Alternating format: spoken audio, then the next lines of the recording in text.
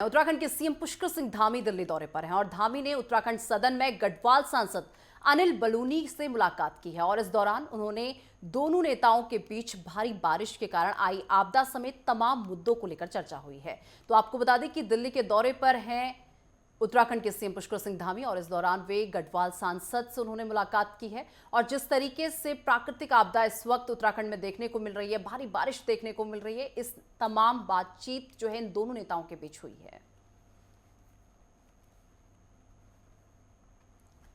देखिए, तस्वीरें भी सामने आ चुकी हैं। दिल्ली दौरे पर रहे सीएम पुष्कर सिंह धामी, जहां पर उन्होंने अनिल बलूनी से मुलाकात की है और जिस तरीके से प्राकृतिक आपदाएं इस वक्त उत्तराखंड में आ रही है, जगह जगह लैंडस्लाइड की तस्वीरें सामने आ रही है, इन तमाम बातों को लेकर एक दूसरे से इन लोगों ने बातचीत की है। और ये तस्वीरें भी आपको दिखा रहे हैं जहां पर दिल्ली में इस वक्त सीएम पुष्कर सिंह धामी है, जहां पर उन्होंने गढ़वाल सांसद अनिल बलूनी से मुलाकात की। और मुलाकात में जो उत्तराखंड में इस वक्त जलवंत मुद्दा है, जो इस वक्त काफ़ी गूंज रहा है, जो मुद्दा बारिश को लेकर, क्योंकि प्राकृतिक आपदाएं वहां पर देखने को मिल रही है, जगह जगह लैंडस्लाइड हो रहे हैं और ऐसे में इन तमाम बातों को लेकर एक दूसरे से चर्चा की गई है।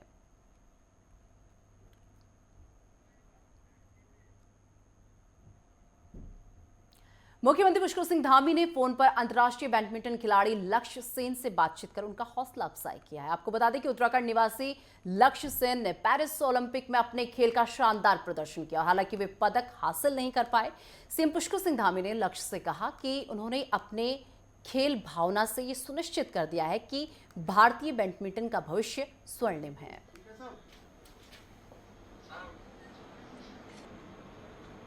हम सब तुम्हारे साथ हैं। लक्ष्य कैसे हो? बस मैं अच्छा हूँ यार। आ गए वापस क्या? अच्छा, तो कहाँ हो अभी? अच्छा, बेंगलोर में। बहुत अच्छा खेले यार, कोई बात नहीं है, निराश नहीं होने की जरूरत है। हाँ, अभी बहुत आगे, अभी आगे जाना है, दूर ज्यादा है ना, बहुत दूर जाना है अभी। हाँ बिल्कुल, भी जो है कोई बोल नहीं रखना मन पर की जो है पूरा रह गए अभी तो पीछे है ना। हाँ, आगे के लिए बिल्कुल, अरे नए मन से बिल्कुल, कभी भी जो है मनुष्य को जो है ना मन से मजबूत होना चाहिए, ठीक है। हाँ, नमस्ते, कैसे हो भाई? मैं ठीक हूँ, ठीक है सब।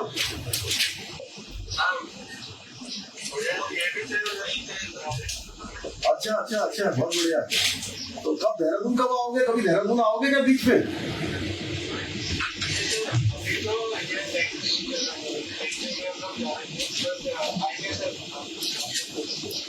हाँ यार, बुलाता हूँ, तुमको आ जाओ कभी, ठीक है। और पापा कहाँ हैं? चलो ठीक है, उनको भी मेरी तरफ से याद कर देना और बिल्कुल जो है बढ़िया, उसमें आनंदित रहना है। हाँ, खुश रहो, बहुत अच्छा खेले हो, बहुत बढ़िया। सब लोगों को अभी बहुत उम्मीद है आगे के लिए। हम सब तुम्हारे साथ हैं, ठीक है लक्ष्य, ठीक है, ओके, नमस्ते। मुख्यमंत्री पुष्कर सिंह धामी ने उत्तराखंड में एक नई परंपरा को शुरू किया है, जिससे विकास के कार्यों को गति दी जाएगी। अब केवल विभागों की समीक्षा बैठक सचिवालय में नहीं होगी, बल्कि मुख्यालय में पहुंचकर शासन के अधिकारियों के साथ मुख्यमंत्री बैठक करेंगे। उत्तराखंड में ऐसे पहली बार देखने को मिल रहा है जब मुख्यमंत्री मुख्य सचिव की मौजूदगी में बड़े अफसरों के साथ किसी विभाग के मुख्यालय में पहुंचकर समीक्षा बैठक कर रहे हैं। सीएम पुष्कर सिंह धामी के इस फैसले की कैबिनेट मंत्री भी सराहना कर रहे हैं। कैबिनेट मंत्री प्रेमचंद अग्रवाल का कहना है कि ये एक बेहतर कदम मुख्यमंत्री ने उठाया है। सीएम पुष्कर सिंह धामी यूं तो विभागवार समीक्षा करते ही, लेकिन विभागों के मुख्यालय में पहुंचकर समीक्षा करने से और गति विभागों के कामों में देखने को मिलेगी।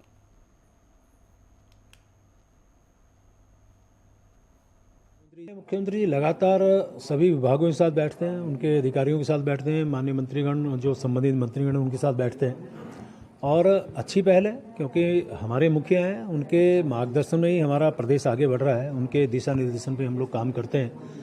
स्वाभाविक तौर से यदि वो किसी भी विभाग के साथ बैठेंगे तो उसमें गतिशीलता तो बढ़ेगी, उसमें एक हमारी भी उत्सुकता रहती है कि माननीय मुख्यमंत्री जी हमारे माना मैं किसी विभाग से संबंधित हूँ तो मेरे विभाग के साथ यदि उनका बैठना होगा तो हमारे यहाँ थोड़ा सा मूवमेंट भी बढ़ेगा, काम की गतिशीलता भी बढ़ेगी, हमारे को भी प्रोत्साहन मिलेगा।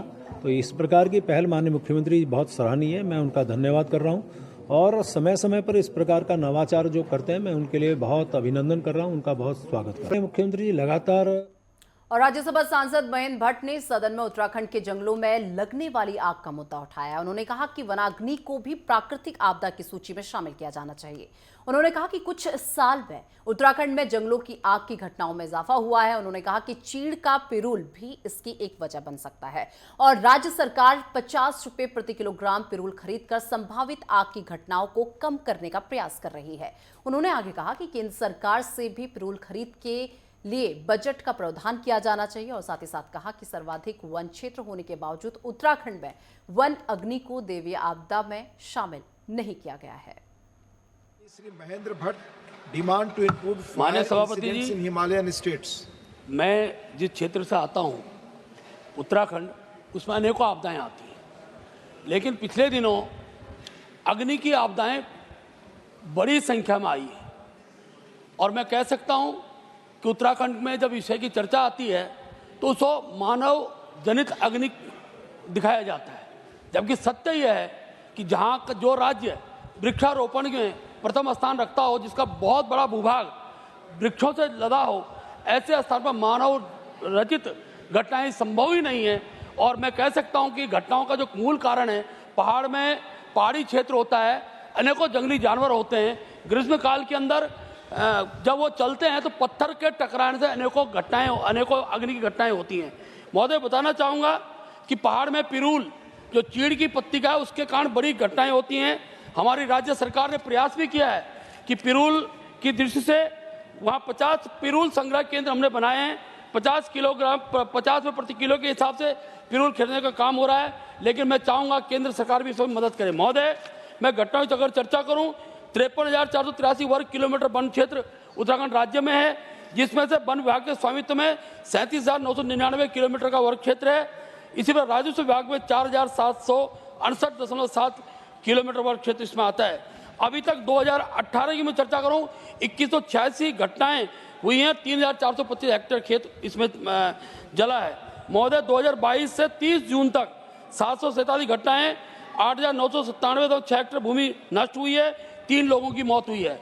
महोदय, नवंबर 2013 से 13 जून 23 की मैं चर्चा अगर कहूँ तो 1220 घटनाएं हुई हैं, 1,657.67 हेक्टेयर भूमि नष्ट हुई है और 10 लोगों की मृत्यु हुई है।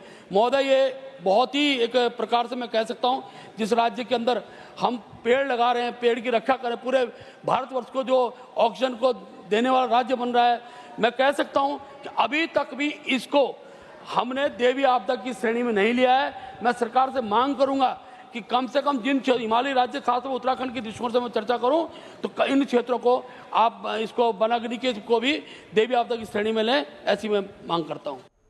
और राजधानी देहरादून में सूचना विभाग के महानिदेशक बंशीधर तिवारी ने सरकार की योजनाओं की निगरानी के लिए एक नया प्रयोग शुरू किया है, जिसके तहत सूचना विभाग के अधिकारी गढ़वाल और कुमाऊं मंडल में भी बैठक करेंगे। और इसी को देखते हुए सूचना महानिदेशक ने अब अधिकारियों को जिम्मेदारी बांट दी गई है। चमोली में लगातार हो रही बारिश के चलते सड़क मार्ग अक्सर मलबा आ जाने की वजह से बंद हो रहे हैं।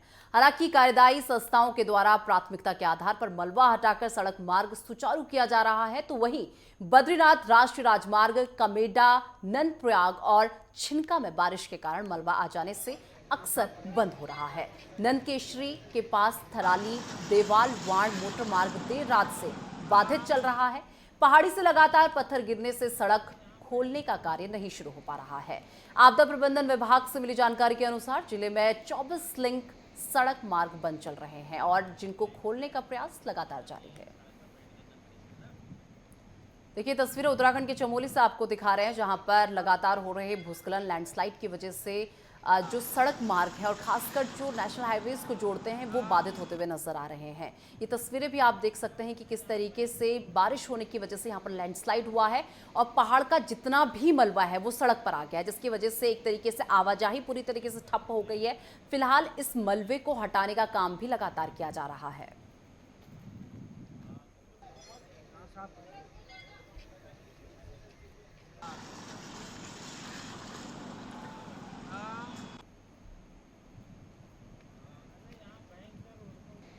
उत्तराखंड के चमोली से तस्वीरें आपको दिखा रहे हैं, जहां पर चमोली में 24 लिंक रोड बाधित हुई हैं। और चलिए इसी बीच एक बड़ी खबर सामने आ रही है, जहां पर आपको बता दें कि केदारनाथ हाईवे पर लैंडस्लाइड हुआ है। दोनों ओर वाहनों की लंबी लंबी कतारें लग चुकी हैं। भारी बारिश के कारण ये लैंडस्लाइड हुआ है। पहाड़ी से आया मलबा, कई वाहन इसमें फंस चुके हैं। देखिए इस वक्त की बड़ी खबर आपको दे रहे हैं और सड़क पर मलबा हटाने का कार्य शुरू हो चुका है। तो ये बड़ी जानकारी, जहां पर पहाड़ी से मलबा आया है जिसमें कई वाहन फंस चुके हैं। सड़क से मलबा हटाने का कार्य लगातार जारी है। केदारनाथ हाईवे पर लैंडस्लाइड हुआ है और तस्वीरें भी ये देखिए सामने आ चुकी हैं, जहां पर लैंडस्लाइड की तस्वीरें देखिए कितनी भयावह की तस्वीरें हैं। और केदारनाथ हाईवे की तस्वीर आपको दिखा रहे हैं, जहां पर लैंडस्लाइड हुआ है। पहाड़ी से मलबा आया है जिसके कारण कई वाहन यहां पर फंस चुके हैं। सड़क से मलबा हटाने का काम भी शुरू कर दिया गया है। फिलहाल वो तस्वीर, अब से उस समय की तस्वीर आपको दिखा रहे हैं जब ये लैंडस्लाइड हुआ था। इस मार्ग पर, ये केदारनाथ हाईवे वाले मार्ग पर जब ये लैंडस्लाइड हुआ है तब की तस्वीर आपको दिखा रहे हैं कि किस तरीके से देखिए लैंडस्लाइड हुआ है, भूमि का कटान हुआ है और किस तरीके से भूस्खलन की वजह से जो पूरा रोड था, जो केदारनाथ हाईवे था, वो पूरी तरीके से जाम हो गया है। गनीमत ये रही कि इसके नीचे कोई नहीं आया। आप सोचिए अगर इसके नीचे, इस मलबे के नीचे कोई आ जाता तो कितनी बड़ी क्षति यहाँ पर हो सकती थी। फिलहाल कई ऐसे वाहन हैं जो इसमें फंसे हुए बताए जा रहे हैं। ये तस्वीरें लगातार आपको दिखा रहे हैं, जहाँ पर जगह जगह देखिए पहाड़ों से अब जगह जगह इस तरीके की तस्वीरें आना शुरू हो चुकी हैं, क्योंकि ये मानसून का टाइम चल रहा है और ऐसे में इस तरीके की तस्वीरें आना स्वाभाविक सी बात है। और तमाम जानकारी के साथ मेरे सहयोगी कुलदीप राणा इस वक्त मेरे साथ जुड़ चुके हैं। कुलदीप, देखिए लैंडस्लाइड हुआ है, कब ये लैंडस्लाइड हुआ है और कितनी गाड़ियां यहाँ पर फंसी हुई हैं? देखिए ये आज सुबह करीबन 9 बजे ये केदारनाथ राष्ट्रीय राजमार्ग के डोलियो देवी नामक स्थान पर ये काफी पहले से डेंजर जोन है और यहाँ पे आए दिन भूस्खलन की घटनाएं होती रहती हैं और आज भी बड़ा लैंडस्लाइड यहाँ पे हुआ है और से केदारनाथ का पूरा राष्ट्रीय राजमार्ग बाधित हो गया है। फिलहाल राजमार्ग बंद चल रहा है, लेकिन इसमें कोई भी वाहन अभी दबे नहीं है, इस तरह की कोई भी सूचना नहीं है। लेकिन राष्ट्रीय राजमार्ग जरूर बंद हो गया है और आवाजाही फिलहाल केदारनाथ धाम के कुलदीप, आप ये 9 बजे की घटना बता रहे हैं। आपने कहा कि 9 बजे लैंडस्लाइड हुआ है। क्या अभी तक कोई यहाँ पर प्रशासन का अधिकारी नहीं पहुंचा है, कोई टीमें यहाँ पर नहीं पहुंची इस मलबे को हटाने के लिए? देखिए राष्ट्रीय राजमार्ग अनेक विभाग लगातार यहाँ पे काम कर रहा है, लेकिन जो भूस्खलन ये जोन है और यहाँ पे लगातार ऊपर से भूस्खलन हो रहा है, तो इसलिए जो यहाँ पे जेसीबी मशीन द्वारा कार्य किया जा रहा है उनके लिए भी काफी चुनौतीपूर्ण ये बना हुआ है, काफी खतरनाक और जानलेवा ये है। इसलिए क्योंकि यहाँ पे देख के ये लोग काम कर रहे हैं और जैसे ही यहाँ पे भूस्खलन बंद होता है तो वहाँ पे जेसीबी मशीनें काम कर रही है, लेकिन पहाड़ी से लगातार भूस्खलन हो रहा है, इस वजह से वहाँ पे काम करना भी काफी कठिन हो रहा है। राष्ट्रीय राजमार्ग विभाग के जो अधिशासी अभियंता निर्भय सिंह हैं, उनका कहना था कि जैसे ही भूस्खलन यहाँ पे बंद हो जाएगा तो उसके बाद तत्काल दोनों तरफ से जेसीबी मशीन और पॉकलेट मशीनें यहाँ पे लगाई गई है, उनके जरिए मलबा साफ कर दिया जाएगा। ठीक है कुलदीप, इसी के साथ देखिए बताया जा रहा है कि कई गाड़ियां यहाँ पर फंसी है। क्या आप बता सकते हैं कितनी गाड़ियां यहाँ पर फंसी, कितने लोग यहाँ पर फंसे हुए हैं इस वक्त?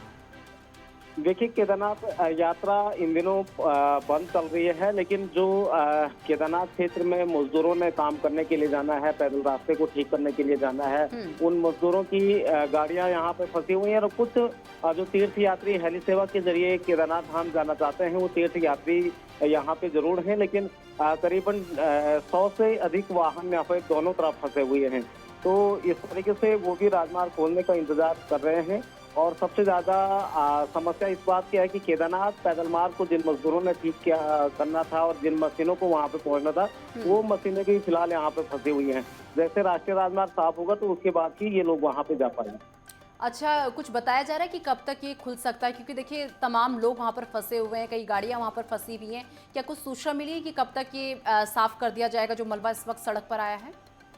निश्चित तौर पे दोनों तरफ से मशीनें साफ कर रही है, लेकिन बीच बीच में जैसे ही वहाँ पे बॉर्डर गिर रहे हैं तो फिर कार्य बाधित हो रहा है, लेकिन मशीनें लगातार वहाँ पे काम कर रही हैं और जब भूस्खलन वहाँ पे रुक रहा है तो उसके बाद मशीनें इसको लगातार साफ कर रही हैं।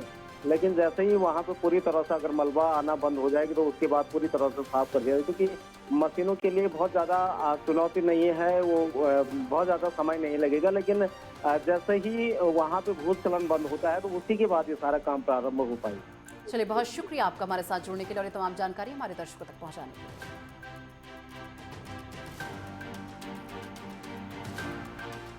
और चलिए अब बात हरिद्वार की। हरिद्वार में इन दिनों चोरों के हौसले बुलंद नजर आ रहे हैं। वे लगातार चोरी की घटनाओं को अंजाम दे रहे हैं और हरिद्वार के लक्सर रोड पर स्थित पजनहेड़ी गांव के एक किराने की दुकान में 4 नकाबपोश बदमाशों ने धावा बोल दिया और लाखों की लूट कर डाली। लूट की ये वारदात सीसीटीवी कैमरे में कैद हो गई और वीडियो में साफ तरीके से देखा जा सकता है कि किस तरह से ये 4 लोग दुकान के अंदर घुसते हैं और तमंचा तैनाते हुए ये लोग इसके अंदर घुसते हैं और उसके गले से कैश निकालते हुए नजर आ रहे हैं। पुलिस अब इस पूरे मामले की जांच पे जुटी हुई है। तो देखिए, किराने की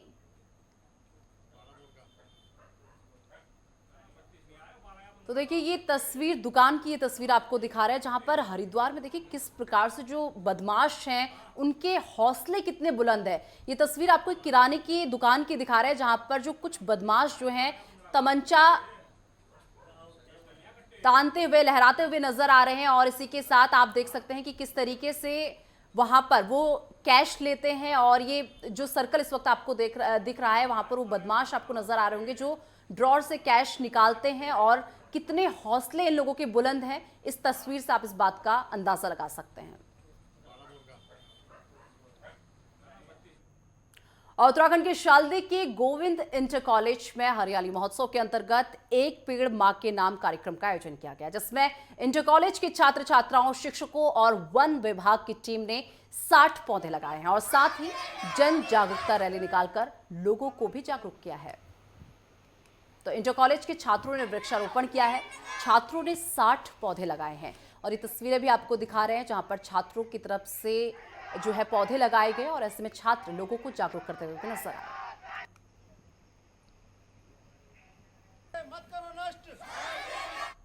और अल्मोड़ा के सल्ट स्थित तहसील सभागार में नवनियुक्त एसडीएम सल्ट संजय कुमार ने बताया कि सल्ट क्षेत्र की चिकित्सा सुविधा को दुरुस्त किया जाएगा। गर्भवती महिलाओं के साथ ही दूर दराज के गांवों के साथ मरीजों को लगातार चिकित्सा सुविधा उपलब्ध कराने के लिए चिकित्सकों से वार्ता की गई है और आपदा को लेकर सभी पटवारियों को दिशा निर्देश दिए गए हैं। नदी क्षेत्र में व्यापक सर्वेक्षण और दौरा किया गया है कि किस प्रकार की जनहानि और पशु हानि ना हो किसी भी प्रकार की, और उनको लेकर सभी पटवारियों को अलर्ट मोड पर रखा गया है। पेयजल आपूर्ति सुचारू करने के लिए अधिकारियों से वार्ता की गई है और क्षेत्र की समस्याओं का समाधान करना प्राथमिकता रहेगी।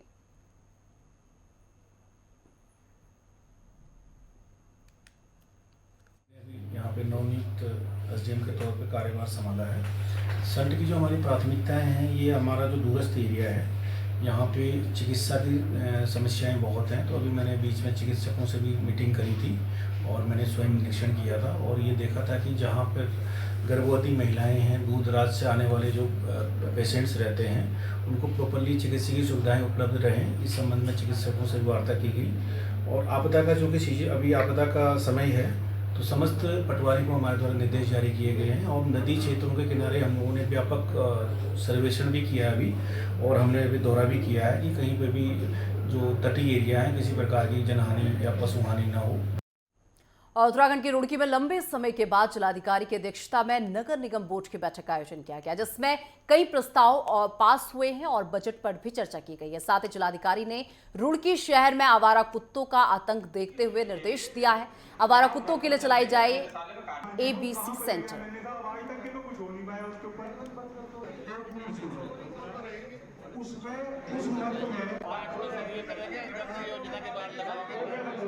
रुड़की नगर निगम की बोर्ड की बैठक थी, ये 12वीं बैठक है हमारे बोर्ड की। इससे पूर्व बैठक इसलिए नहीं हो पाया कि जो डीएम को पहले अधिकृत नहीं किया गया था, तो रिक्वेस्ट के बाद अधिकृत किया गया कि हम लोग बोर्ड की बैठक ले सकते हैं। और जैसे ही हम लोगों ने रिक्वेस्ट भेजी, तत्काल परमिशन भी मिल गई। तो इस बोर्ड की बैठक में ये निर्णय लिया गया कि जितनी हमारी इनकम है, लगभग 89 करोड़ के करीब बोर्ड की जो अनुमानित है, उसमें से लगभग 70 करोड़ धनराशि हम लोग खर्च करेंगे। इस 70 करोड़ की धनराशि में लगभग 33 करोड़ की धनराशि हमारे आपके वेतन में खर्च होती है। और विश्व प्रसिद्ध कॉर्बेट पार्क से सटे तराई पश्चिम का प्रसिद्ध फोटो पर्यटन जोन में अब नए सत्र से पर्यटक ऑनलाइन बुकिंग कर सकेंगे।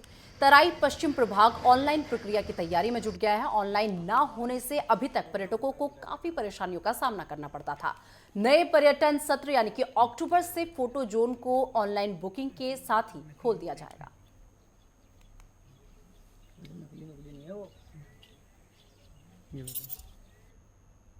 उत्तराखंड में बादल फटने से तीर्थ यात्रा में इन दिनों रुकावट देखी जा रही है और इसी के साथ हालांकि पिछले सालों की तरह इस बार भी बड़ी तादाद में श्रद्धालु उत्तराखंड का रुख कर रहे हैं। तृतीय केदार तुंगनाथ में श्रद्धालु बड़ी संख्या में पहुंच रहे हैं और तुंगनाथ में यात्रियों का आंकड़ा 90,000 के पार पहुंच गया है, जिससे स्थानीय व्यवसायियों में खुशी की लहर देखने को मिल रही है।